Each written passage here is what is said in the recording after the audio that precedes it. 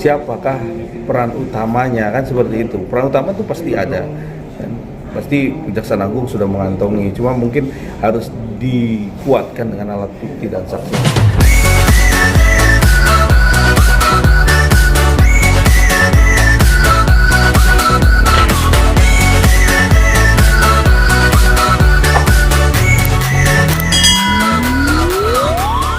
Ya, kita lihat kan sekarang ini proses lanjutan ya daripada kasus awal yang sudah sejak ditahannya Harvey Muiz kan sampai detik ini kan sudah semakin banyak juga yang disita kan, entah mobil sport atau mobil Lamborghini yang sekarang dijadikan alat bukti ya bahwa ini ada kasus, ada tindak pidana korupsi.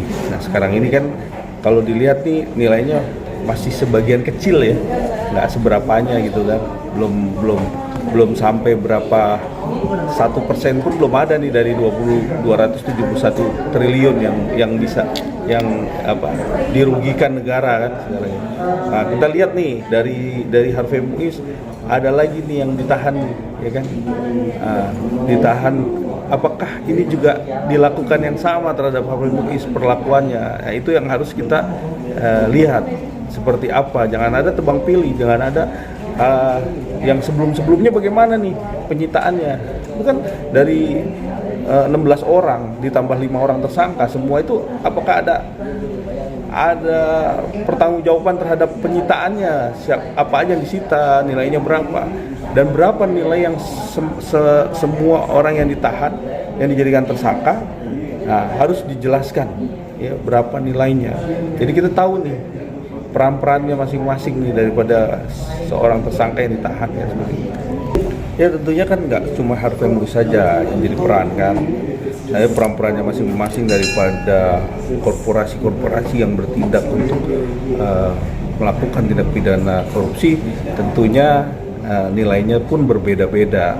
Nah di situ kita lihat termasuk dengan pengerusakan lahannya, itu kan juga ada nilainya lebih besar mungkin karena yang rusak lahannya tuh rusak parah kan. Nah itulah yang harus kita juga nilai, apakah nilai itu benar-benar sesuai terhadap material yang hilang daripada kerugian negaranya kan seperti itu. Kalau kita lihat korporasinya ya tentunya bisa dilihat trackingnya ya, tracking perputaran uangnya, tracking bisnisnya.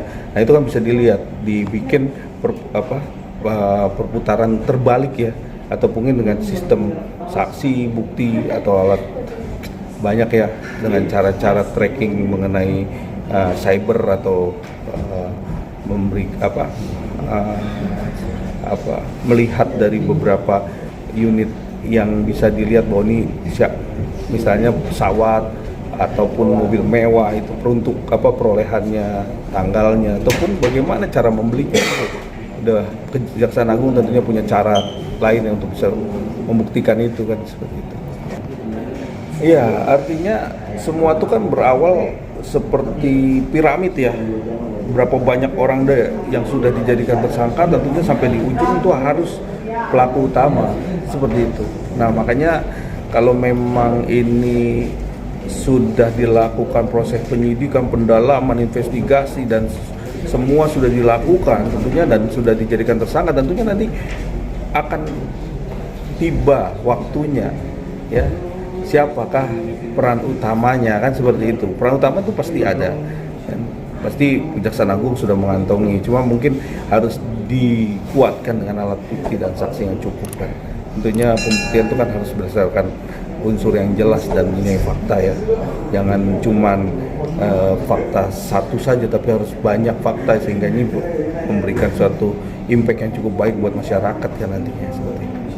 Ya, kalaupun itu menjadikan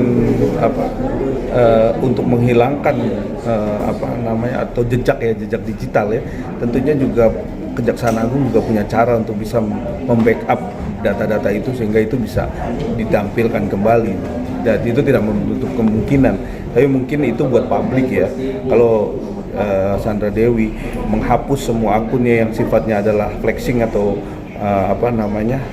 hedon dan lain-lain, nah tentunya ini tidak menutup kemungkinan buat alat bukti itu bisa ditampilkan dengan gampangnya. Itu proses digital itu bisa dibuka mundur ya, tentunya itu bisa gampang untuk bisa dilakukan proses untuk jadikan alat bukti nanti atau pendalaman.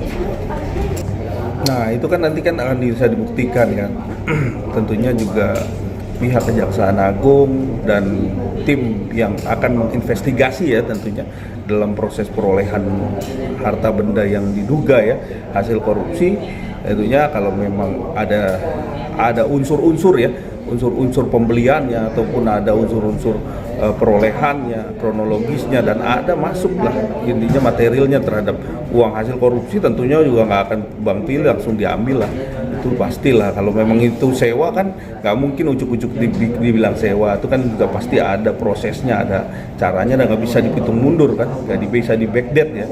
Nah tentunya pihak Kejaksaan Agung juga menelusuri ini, apakah benar ini sewa atau kan ini beli, tapi dengan cara apa, bagaimana dengan perolehan, kan tentunya bisa ini dilakukan proses investigasi sehingga ini bisa cepat dilakukan penyitaan kalau memang itu benar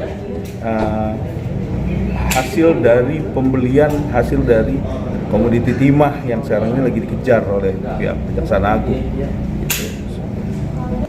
Ya, kalau prosesnya sangat kooperatif ataupun tidak dilakukan masih dalam proses penyidikan, tentu harus di polis lain ya. Tapi kalau memang tidak di polis lain, tentunya ini sudah menyangka mutlak bahwa ini harus di hasil dari penyitaan ini berdasarkan alat bukti yang cukup.